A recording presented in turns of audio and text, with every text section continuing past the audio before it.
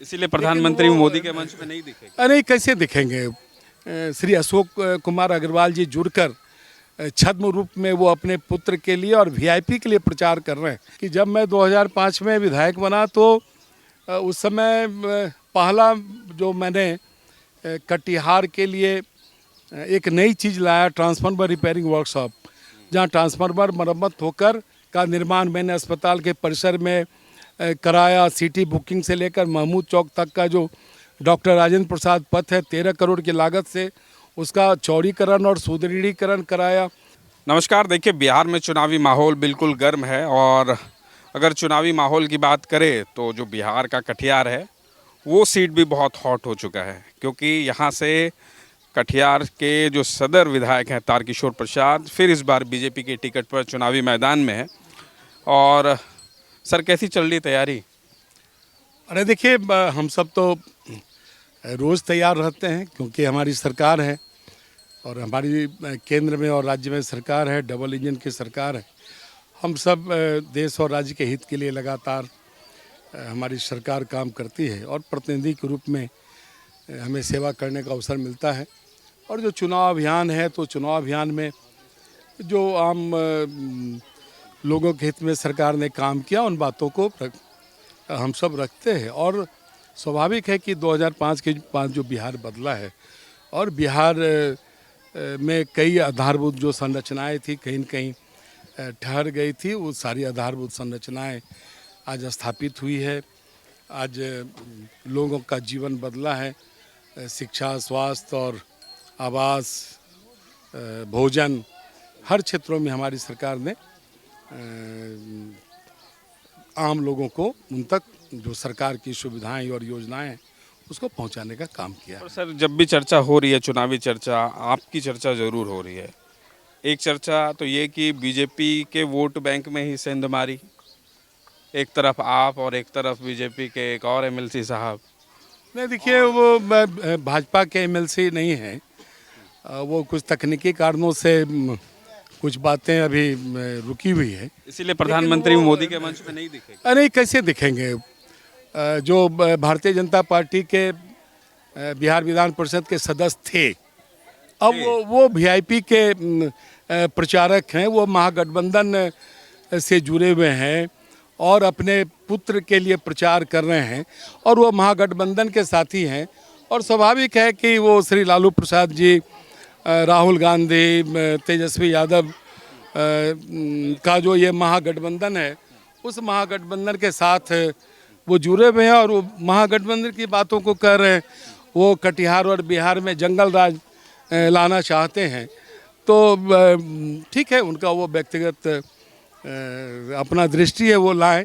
लेकिन हम सब तो सबका साथ, सबका विश्वास, सबका विकास की अवधारणा पर और भारत के कद्दावर नेता श्री नरेंद्र मोदी जी, जो विश्व के सबसे बड़े राजनेता के रूप में जाने जाते हैं, और हमारे यशस्वी मुख्यमंत्री श्री नीतीश कुमार जी एक रोल मॉडल हैं। विकास के पैमाने पर कहेंगे तो एक रोल मॉडल के रूप में पूरे भारत में उनकी एक छवि बनी है, एक साफ़ सुथरी और ईमानदार छवि बनी हुई है।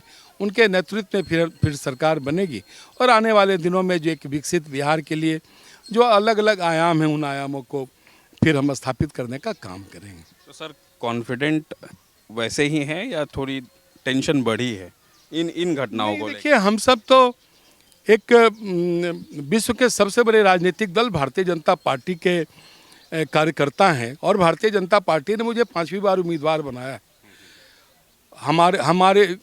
हमारा कुछ वसूल है, हमारी कुछ नीतियां हैं, हम कैसे राजकाज चलाएंगे, कैसे राज्य और देश को एक बेहतर शासन देंगे। और जिस वीआईपी पार्टी से श्री अशोक कुमार अग्रवाल जी जुड़कर छद्म रूप में वो अपने पुत्र के लिए और वीआईपी के लिए प्रचार कर रहे हैं, तो आपको पता है कि वीआईपी के नेता मुकेश सहनी जी कितने दिन तक कहाँ वो अस्थिर रहेंगे और उनकी क्या नीतियाँ, उनकी इतना ही नीति है कि किसी प्रकार से महागठबंधन हो या किसी प्रकार का गठबंधन हो, उससे जुड़कर उन्हें 2-4 सीटें आ जाए। तो उनका कोई विजन नहीं है। पर सर आखिरी दिन तक तो यही कहते रह गए कि हम बीजेपी के हैं। निशिकांत दुबे आए, उन्होंने एक बात कही कि नहीं बीजेपी के साथ है, इंटैक्ट है। निशिकांत दुबे जी आए और उन्होंने अपनी बातें कही, लेकिन जो बातें चुनाव प्रचार के दौरान प्रत्यक्ष रूप से दिख रही है तो उससे आप समझ सकते हैं। आप तो हमारे एक सशक्त मीडिया के हस्ताक्षर हैं और आप तो बेबाकी से अपनी बातों को कहते रहे हैं और आप देखे ही हैं कि किस प्रकार से वीडियो में जो फोटोग्राफ्स हैं उसमें स्पष्ट तौर पर लगता है कि कोढ़ा विधानसभा क्षेत्र के जो जो कविता पासवान जी हमारी उम्मीदवार हैं और उसके विरुद्ध में भारतीय राष्ट्रीय कांग्रेस के उम्मीदवार पूनम पासवान हैं, उनके साथ गुफ्तगू कर रहे हैं। मेरे कटिहार विधानसभा क्षेत्र के कटिहार नगर में कई चुनाव अभियान के दौरान के कार्यक्रमों में उन्होंने हिस्सेदारी की है। तो इसीलिए कोई इस तरह का छद्म। आपके नॉमिनेशन तक तो सब कुछ ठीक था। हरियाणा के मुख्यमंत्री सैनी साहब आए थे, दिखे थे। मेरे वो दिखे तो वो एक उनका छद्म वेश था। और देखिए हमारी लड़ाई कोई वीआईपी, राष्ट्रीय जनता दल, भारतीय राष्ट्रीय कांग्रेस से नहीं है। हमारी लड़ाई बिहार के जो कुछ ऐसे अनछुए विकास के कार्य हैं जिन कार्यों को हमें इस बार के कार्यकाल में स्थापित करना है, हमारा मुद्दा वो है। हमारी लड़ाई उन मुद्दों से है। हमारी लड़ाई बिहार के विकास के रास्ते में जो रुकावट है, जो पाथे है विकास का, उसमें जो रुकावट है, हमारी लड़ाई उससे है।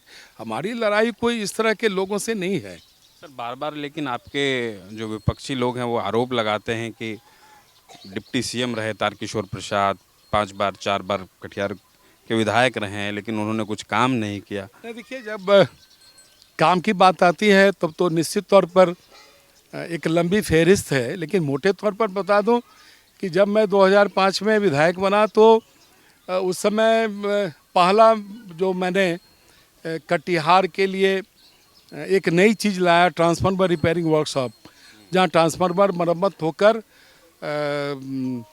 फिर वो ट्रांसफार्मर का उपयोग हो जाता है। उसके बाद कटिहार में इंजीनियरिंग कॉलेज नहीं था, इंजीनियरिंग कॉलेज का स्थापना कराई, राजकीय पॉलिटेक्निक का स्थापना कराई। सदर अस्पताल का जो भवन है वो बरसों पुराना और जर्जर था। 100 बेड का 2 सदर अस्पताल भवन का निर्माण मैंने अस्पताल के परिसर में कराया। सिटी बुकिंग से लेकर महमूद चौक तक का जो डॉक्टर राजेंद्र प्रसाद पथ है 13 करोड़ की लागत से उसका चौड़ीकरण और सुदृढ़ीकरण कराया। कटिहार जो कभी कटोरानुमा शहर कहा जाता था, उसमें 2 अरब 19 करोड़ की लागत से स्ट्रॉ वाटर ड्रेनेज सिस्टम का कार्य प्रारंभ कराया। और इस स्ट्रॉ वाटर ड्रेनेज सिस्टम का कार्य जैसे ही समाप्त होगा, ये सीवरेज ट्रीटमेंट प्लांट जो लगभग 3.5 अरब की लागत से है, उसका कार्य प्रारंभ होना है। अभी माननीय मुख्यमंत्री जी ने रेल ओवरब्रिज का शिलान्यास किया, जो साहापारा से लेकर ड्राइवर टोला तक वो एलिवेटेड रेल ओवरब्रिज का निर्माण होगा। इतना ही नहीं, खिलाड़ियों के लिए मैंने व्यायामशाला सह खेल भवन का निर्माण ITI के सामने कराया। और राजेंद्र स्टेडियम में लगभग 29 करोड़ की लागत से राजेंद्र स्टेडियम का उन्नयन और ठीक राजेंद्र स्टेडियम के निकट एक मल्टीपर्पस भवन का निर्माण होने जा रहा है, जहां 17 प्रकार के खेलों का आयोजन उसमें किया जाएगा।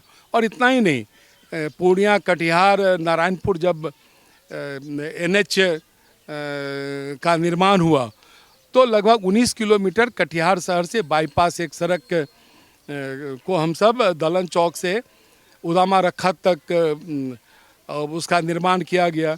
तो जो शेष 14 किलोमीटर जो शहर के अंदर की सड़क है वो लगभग 56 करोड़ की लागत से बीच में 1.5 फीट का डिवाइडर और 18-18 फीट का दोनों ओर सड़क की उसकी चौड़ाई होगी और उसका सुदृढ़ीकरण होगा। लेकिन सर कटिहार का एक मुद्दा अभी भी बहुत बड़ा लोगों के पास है कि जो गौशाला ओवर ब्रिज है, इस पर कई बार सवाल नहीं है। इसमें वो मेरे ही द्वारा प्रयास करने के बाद वो रेल ओवर ब्रिज का निर्माण हो रहा था, लेकिन जो कंस्ट्रक्शन कंपनी है वो बिहार में 3 स्थानों पर इस प्रकार के निविदा को लिया था, लेकिन अंदरूनी विवाद के कारण वो काम रुक गया था, लेकिन पुनः निविदा भी हो गई और शेष काम का प्रारंभ भी हो गया है और उसकी कुछ जो चीज़ें हैं वो खरी की जा रही है। मुझे लगता है कि 6 महीने के अंदर उस पुल का निर्माण हो जाएगा। और इतना ही नहीं,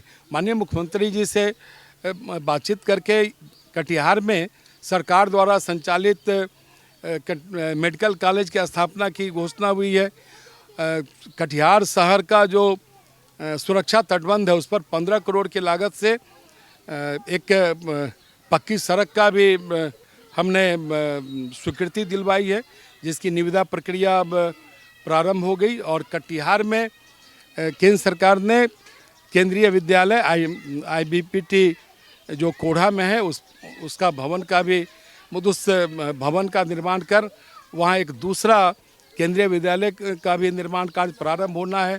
मोक्ष गृह का मैंने निर्माण कराया, जहाँ एक सौदागृह जो विद्युत चालित होगा और 2 लकड़ी द्वारा चालित होगा। इस प्रकार से आप देखेंगे तो कहीं न कहीं एक लंबा जी एक आखिरी सवाल सर, एक आखिरी सवाल। हाँ, अच्छा सर, अभी नरेंद्र मोदी के साथ नीतीश कुमार कहीं ना कहीं दिखाई नहीं दे रहे, बहुत सारी बातें चल रही है, लेकिन सब कुछ ठीक तो है। इस चुनाव अभियान में नेताओं का अलग अलग कार्यक्रम की इतनी व्यवस्था है कि अलग अलग नेता अलग अलग स्थानों पर जाकर जो सरकार की बातें हैं, जो आने वाले दिनों में विकास की बातें हैं, जो विकसित भारत के लिए विकसित बिहार की बात है, उन सारी चीज़ों को रखने के लिए और चुनाव प्रचार के लिए समय की क्योंकि कमी है, इसलिए अलग अलग नेता अलग अलग स्थानों पर प्रचार करके NDA की जो विकास की का जो एक लंबा फहरिस्त है और आने वाले दिनों में जो किस प्रकार से हमारी एक बेहतर सरकार बनेगी, उसके लिए लगातार जनता के कटिहार की जनता से अपील क्या है आखिरी? अरे देखिए, आपके माध्यम से निश्चित तौर पर मैं कटिहार के मतदाताओं से, कटिहार के मालिकों से अपील करना चाहूँगा कि एक तरफ नरेंद्र मोदी, नीतीश कुमार ऐसा व्यक्तित्व है और एक तरफ लालू प्रसाद, तेजस्वी यादव और राहुल गांधी ऐसा व्यक्तित्व है जिसने बिहार को जंगल राज में झोंकने का ही काम नहीं किया, 15 वर्षों में बिहार को लूटने का काम किया। कह रहे हैं कि हमारी सरकार बनी तो 14 जनवरी को सभी महिलाओं के अकाउंट में 30,000 रुपये देंगे। ना सरकार बनेगी, ना इस तरह के घोषणाओं को का कार्यान्वयन करने का उनको अवसर मिलेगा। चलिए, बहुत बहुत धन्यवाद हमसे बात करने के लिए। तो हमारे साथ देखिए कटिहार सदर से विधायक और बीजेपी के बड़े ही कद्दावर नेता तारकिशोर प्रसाद थे और वो अपनी चुनावी सभा में है। और देखिए, हम एक किसी गांव बस्ती में बात कर रहे थे कटिहार सदर विधायक तारकिशोर प्रसाद से, और 7वें उप मुख्यमंत्री के तौर पे इन्होंने बिहार की भी बागडोर संभाली। उसके बाद जो तमाम तरीके के सवाल थे वो हमने तारकिशोर प्रसाद से लिए। कैमरा पर्सन खगेश के साथ मैं प्रिंस गुप्ता, न्यूज़ 24 कटिहार।